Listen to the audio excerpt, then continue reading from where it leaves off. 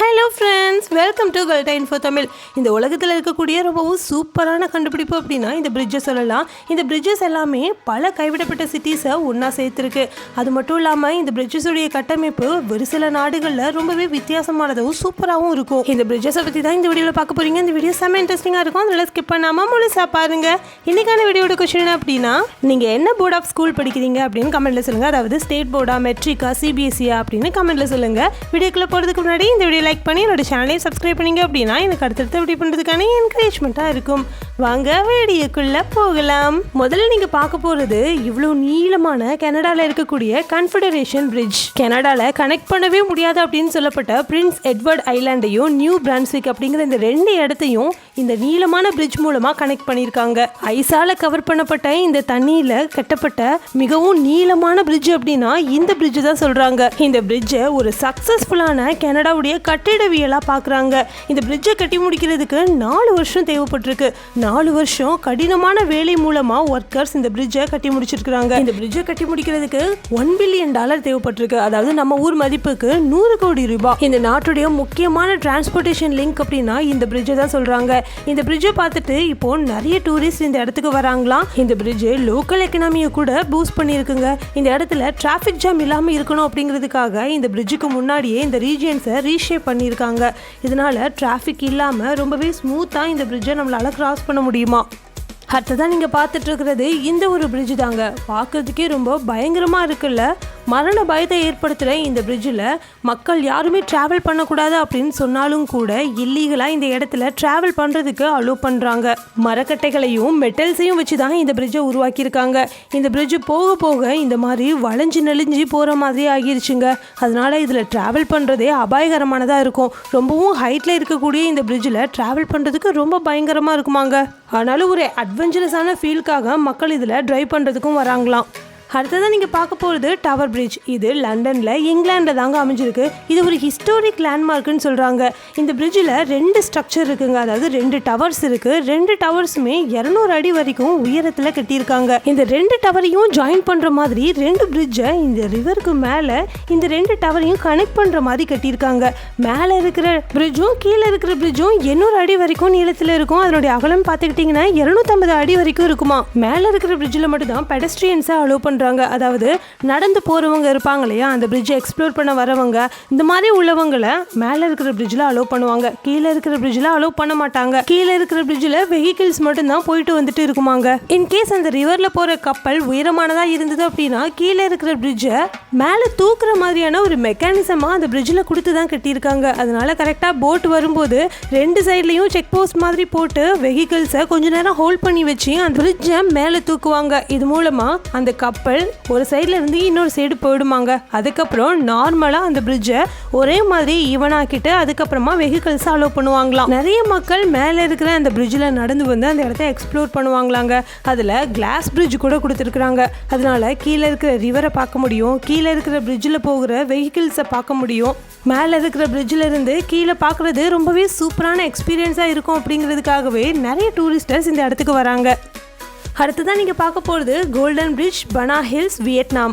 இந்த பிரிட்ஜை பாருங்களேன். இந்த பிரிட்ஜை தாங்குற மாதிரி ஒரு ஸ்டோன் கை இருக்கு இல்லையா, இதை பார்க்குறதுக்கு ரொம்ப பழமையான பிரிட்ஜ் மாதிரி இருக்கும். ஆனால் இதை 2018 தான் கட்டி முடிச்சிருக்காங்க. இந்த கை ரொம்பவும் பழமையானதாக தெரியணும் அப்படிங்கிறதுக்காக இந்த ஸ்டோன் ஹேண்ட்ஸை மெஷ் அண்ட் ஃபைபர் கிளாஸ் வச்சு உருவாக்கியிருக்காங்க. இந்த பிரிட்ஜ் பனா ஹில்ஸ் ரெசார்ட்டில் தாங்க அமைஞ்சிருக்கு. அந்த ரெசார்ட்டில் உள்ளவங்க தான் இந்த மாதிரி ஒரு பிரிட்ஜை உருவாக்கி அங்கே இருக்கிற நேச்சர்ஸை மக்கள் அனுபவிக்கணும் அப்படிங்கிறதுக்காகவே கட்டியிருக்காங்க. கிட்டத்தட்ட 150 மீட்டர் நீளத்தில் இருக்கக்கூடிய இந்த பிரிட்ஜில் ஏறி நின்று பார்த்தோம் அப்படின்னா சுற்றி இருக்கிற அந்த நேச்சரை நம்ம பார்த்து ரசிக்க முடியுமாங்க. அதுவும் அந்த கை தாங்குற மாதிரி இருக்கு இல்லையா அந்த பிரிட்ஜை, அதை அவங்க எதோட ஒப்பிடுறாங்க அப்படின்னா கடவுளுடைய கை அப்படின்னும், அந்த கடவுள் தான் சப்போர்ட் கொடுத்துருக்கிறாரு இந்த பிரிட்ஜுக்கு அப்படிங்கிற மாதிரியும் சொல்கிறாங்க. அதுவும் இந்த பிரிட்ஜை மலை முகட்டில் கட்டியிருக்காங்க. எந்த அளவுக்கு கிரிப்போட இது நிற்குதுன்னு பாருங்களேன். இப்போ இந்த பிரிட்ஜ் பாப்புலர் டூரிஸ்ட் அட்ராக்ஷனாகவே மாறிடுச்சு. இந்த பிரிட்ஜை பார்த்துட்டு நிறைய ஃபோட்டோகிராஃபர்ஸ் அவங்க போட்டோஸ் எடுக்கிறதுக்கான ஒரு சைட்டாகவும் மாத்திட்டாங்க. இந்த பிரிட்ஜ் மேலே ஏறி நின்று நம்ம இந்த இடத்த பார்த்தோம் அப்படின்னா ஒரு சூப்பரான பேனோராமிக் வியூஸை நமக்கு கொடுக்குமாங்க. அடுத்ததான் நீங்கள் பார்க்க போகிறது வெலிமினார் அக்விடக்ட், நெதர்லாண்ட். இந்த பிரிட்ஜ் உலகத்தில் இருக்கிற மற்ற பிரிட்ஜை காட்டிலும் ரொம்ப ரொம்ப யூனிக்கானதுங்க. ஏன்னா மற்ற பிரிட்ஜிலலாம் பார்த்தீங்கன்னா வெஹிக்கிள்ஸ் மட்டும்தான் போக முடியும். ஆனால் இந்த பிரிட்ஜில் கப்பல் கூட போகுமாங்க. நம்பவே முடியலல்ல. ஏன்னா இந்த ரிவருக்கு மேலே இந்த பிரிட்ஜை கட்டியிருக்காங்க. இந்த பிரிட்ஜுக்கு நடுவில் ஷிப்பெல்லாம் போயிட்டு வரணும் அப்படிங்கிறதுக்காக இந்த பிரிட்ஜை இந்த சைட்லேயும் அந்த சைட்லேயும் கட் பண்ணி நடுவில் அண்டர் கிரவுண்ட் மாதிரி உருவாக்கி அதில் ரோடை பில்ட் பண்ணி வெஹிக்கிள் போகிற மாதிரி உருவாக்கியிருக்காங்க. இதனால் இந்த சைடில் இருந்து வர வெஹிக்கிள் இந்த நடுவில் இருக்கக்கூடிய டனல் வழியாக போயிட்டு அந்த சைடில் இருக்கக்கூடிய பிரிட்ஜை அடைய முடியுமா. இந்த பிரிட்ஜுக்கு மேலே தண்ணி ஓடுற மாதிரி செஞ்சுருக்காங்க. இதனால் ஷிப் தொந்தரவு இல்லாமல் இந்த சைடில் இருந்து அந்த சைடு கிராஸ் பண்ண முடியுமாங்க. இப்போ சொல்லுங்கள், இந்த பிரிட்ஜு யூனிக்கானதா இல்லையான்னு சொல்லிட்டு. நெதர்லாந்து எப்போவுமே வாட்டர் மேனேஜ்மெண்ட்டில் ரொம்ப ரொம்ப முக்கியத்துவம் கொடுக்கக்கூடியதுங்க. அதனாலேயே டச் இன்ஜினியரிங் மூலமாக இப்படி ஒரு பிரிட்ஜை உருவாக்கியிருக்காங்க. டச் இன்ஜினியரிங் அப்படின்னாலே அந்த காலத்தில் இருந்த ஒரு சிறப்பான இன்ஜினியரிங்காக பார்க்கப்பட்டுச்சு. இந்த ரிவர் கூட ரொம்ப ஃபேமஸான ரிவர் தான். ஏன்னா 3 மேன்மேட் லேக்ஸ் எல்லாமே சேர்ந்து கனெக்ட் ஆகி இந்த ரிவரா ஓடிட்டு இருக்குங்க. இது கரெக்டாக சொல்லணும்னு பார்த்தீங்கன்னா ஐலாண்ட் ஆஃப் ஃபெவின் பக்கத்தில் தான் அமைஞ்சிருக்கு. இப்படி ஒரு சூப்பரான இடத்த பார்க்கறதுக்காக நிறைய ஃபோட்டோகிராஃபர்ஸ் இந்த இடத்துக்கு வராங்க. நிறைய டூரிஸ்டர்ஸ் கூட இந்த இடத்துக்கு வராங்களாம். ஒரு ஊரில் டிரான்ஸ்போர்ட்டேஷன் வசதி ரொம்பவே நல்லா இருந்தது அப்படின்னா அந்த ஊருடைய லோக்கல் எக்கனாமி கூட இன்க்ரீஸ் ஆகும். அதே மாதிரி தான் இந்த ஊரில் கூட லோக்கல் எக்கனாமி ரொம்பவே சூப்பராக இன்க்ரீஸ் ஆகிட்டு இருக்கு. அடுத்ததான் நீங்கள் பார்க்க போகிறது சைனாவில் இருக்கக்கூடிய த சிடு ரிவர் பிரிட்ஜ். இந்த பிரிட்ஜு தான் இந்த உலகத்திலே இருக்கக்கூடிய ஹையஸ்ட் பிரிட்ஜ் அப்படிங்கிற ஒரு வேர்ல்டு ரெக்கார்டு கூட வாங்கியிருக்கு.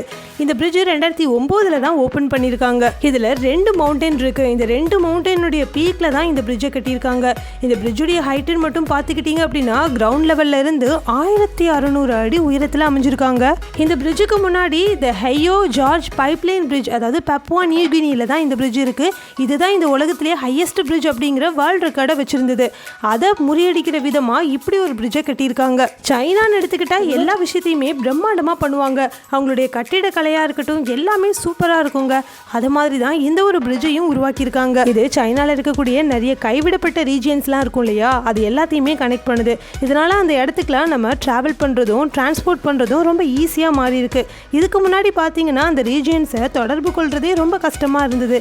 ஆனா இப்போ எல்லாமே சுலபமாயிருக்கு. இந்த பிரிட்ஜ் டிராவலிங்கையும் டிரான்ஸ்போர்ட்டேஷனையும் மட்டும் ஸ்மூத் ஆக்கலை, இங்கே இருக்கக்கூடிய உள்ளூர் எக்கனாமிக்கை கூட க்ரோ பண்ணுறதுக்கு ஒரு சூப்பரான விஷயமா அமைஞ்சிருக்கு. இந்த பிரிட்ஜை கட்டுறதுக்கு இவங்க படாத பாடுபட்டிருக்காங்க. இங்கே இருக்கக்கூடிய உயரமான இந்த மலைக்கு நடுவில் 2 டவர்ஸை உருவாக்கியிருக்காங்க.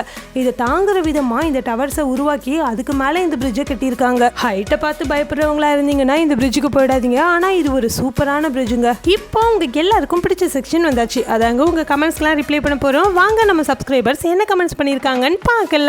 நீங்கள் இது வரைக்கும் யார்ட்டையுமே சொல்லாத உங்களுடைய ஹிடன் டேலண்ட் என்ன அப்படின்னு கேட்டிருந்தேன். அதுக்கு பிளாக் பாய்சனிங் கேமிங் அப்படிங்கிற ஐடியிலேருந்து ஒரு கமெண்ட் வந்திருக்கு. எனக்கு டைரக்டர் மாதிரி கதை எழுதவும் தெரியும், அதே மாதிரி சூப்பராக பாடுவேன் அக்கா, ஆனால் என்னை சப்போர்ட் பண்ண யாருமே கிடையாது, என்னுடைய அப்பா கூட சப்போர்ட் பண்ண மாட்டாங்க அப்படின்னு சொல்லியிருக்கிறாங்க. உங்களுடைய டேலண்ட்டை நீங்கள் இன்னும் வளர்த்துட்டே இருங்க. கண்டிப்பாக ஒரு நாள் சூப்பரான டைரக்டராக வருவீங்க. இதே மாதிரி உங்களுடைய கமெண்ட்டும் என்னோட வீடியோட பண்ணணும்னு நினச்சிங்கன்னா ஒவ்வொரு வீடியோலையும் நான் கேட்குற கேள்விக்கு நீங்கள் மறக்காமல் கமெண்ட்டில் போய்ட்டு பதில் சொல்லணும். எந்த பதில் எனக்கு ரொம்ப பிடிச்சிருக்குதோ அந்த பதில் எடுத்து நான் என்னோட வீடியோவில் சொல்லுவேன். இந்த வீடியோ ரொம்ப பிடிச்சிருந்தது அப்படின்னா இந்த வீடியோ லைக் பண்ணி உங்கள் ஃப்ரெண்ட்ஸ் அண்ட் ஃபேமிலிக்கும் ஷேர் பண்ணுங்கள். Thank you friends.